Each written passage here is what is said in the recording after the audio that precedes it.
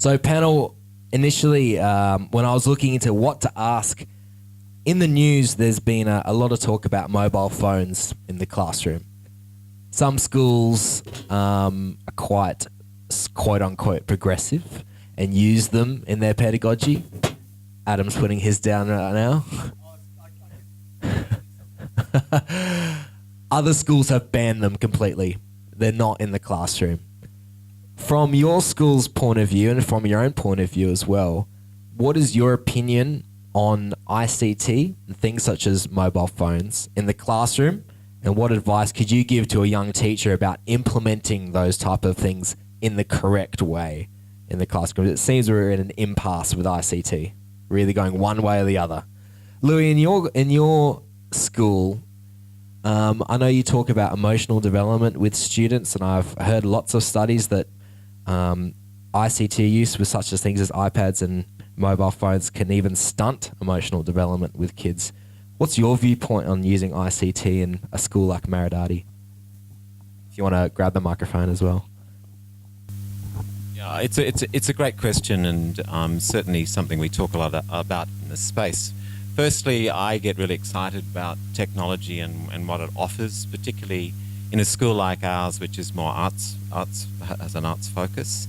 Well, firstly, children don't bring phones. It hasn't really become an issue. Technology-wise, we make sure that we have a availability of technology, but not one-on-one. So 1 to 6, 1 to 8, we think that we set them up so there's no gimmicky gadgets on them. They can only be used for filming, for taking images, for making music, and for recording their own learning experiences. And so there's no distraction. It's more collaborative. And the other thing that we find increasingly, if children are quite excited and connected and in our space because they can pursue interests and fascinations, the last thing they're really wanting to do is, escape into technology. I think that's irrelevant or quite relevant in lots of spaces. And we certainly have parents arrive with some concerns because technology is freely available. But same thing, we find that by choice and freedom, and children are making decisions daily about how they want their learning to look, technology in our space supports it, but we make conscious decisions to restrict it. Adam, what's your views on mobile phones and the way you use it with your students? I use it at Year 10 geography level, so I use Google Classroom. So I think I'm the only teacher in the school that uses Google Classroom. I'm a big fan of it. There's little things, obviously, they can tinker with and make it better. But I saw it from I was seeing boys, once they get to about Year 9, they just become really distracted with phones. They'll do the cheeky look in the pocket. They'll try and use it. They'll want to go to the toilet. They'll use it when they go to the toilet in those 2 minutes and come back again. They're just really addicted to it. And I said, well, if you're that addicted to it, let's use it. So they enrolled in Google Classroom. I put the course on Google Classroom. They submit work through it. I mark through it. They get their results back through it. But I also then drag those results into our own whole school database. So I'm not bucking any trends there. The school collects the data that they need, but to engage the boys with their phones, we do that. We might go down to the Toowong Creek and do some field work. I might set them a task, take a selfie next to a creek or a river in your own time and post it onto Google Classroom, and a week later they've got these weird and wonderful photographs of themselves next to the Brisbane River. And look, at the end of the day, if we're out in the class, if we're out in the field and we're doing something outside and a kid has a cheeky look at his text messages, well, whatever. I'm not fussed about that, but you're engaged in what task I've set you, and to be honest, they kind of forget about that stuff and they don't want to try and do the sneaky and try and look at the phone. So that's the way I engage Year 10s. Year 9s, it's not as bad. Year 8s, it really doesn't come into play too much in my classrooms with phones in pockets and coming out. But year 9s, it starts to drift that way with phones. Yeah. Lou, I saw yourself laugh into the air enthusiastically when I mentioned mobile phones.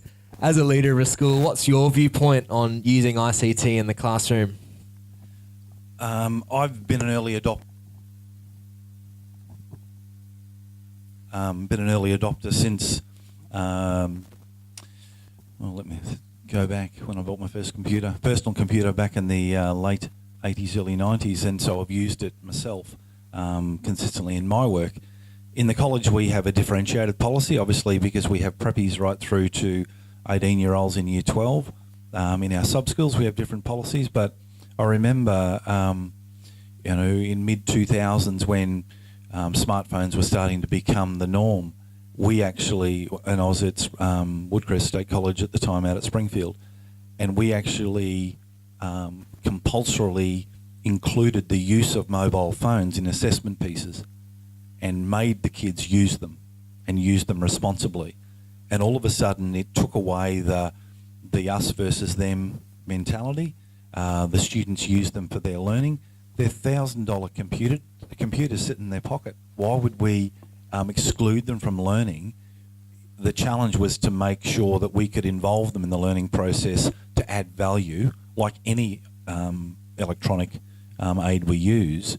They're not the be-all and end-all, but they do add value, or can add value to the process. So we went from having boys in Year 9 hospitality who rarely submitted assessment to 95% completion rates because we made them use their mobile phone. Scott, I've spent some time at TSAC, and I've seen teachers within your department have a phone bucket at the front door, and the students have to put their phones in the beginning of class, and they don't get it to the end. Do you disagree with what the other panelists have said? Not at all. I think actually there's a place for it. I think, look, it comes back to the idea of what you said about formative work. All right, so the traditional way of measuring intelligence is starting to not fall by the wayside, but people are starting to become more aware of the fact that there's more than one way of measuring progress. So we do have a phone bucket still, or a phone box in my case. But very often I'll say to the kids, come and get your phones during the lesson, because it might be that we're doing something that actually lends itself. So a good example would be in Year 8, we actually do satire as well. So we've been doing satirical clips and creating our own clips and stuff like that, and editing them and working on exactly what it is, the choice of language, bringing English alive a little bit. It's good. It's a good idea to do that, because suddenly you get students who are quite reluctant to read or to engage who are flying. So, to use a coaching analogy, you don't score any shots that you don't take. You know what I mean? You need to be giving them the opportunity to use technology they're very comfortable with and that perhaps we're less comfortable with. So with some of the more reactionary educators who don't want to use mobile phones, I'll put it back on them and say, well, why? Is it that you're not comfortable, you mean? That'd be my question. We can talk about addiction all day, but the honest truth is human behavior is always the driver. Like, we talk about social media policies at school. I'm sure you've got one. Very often it's human error.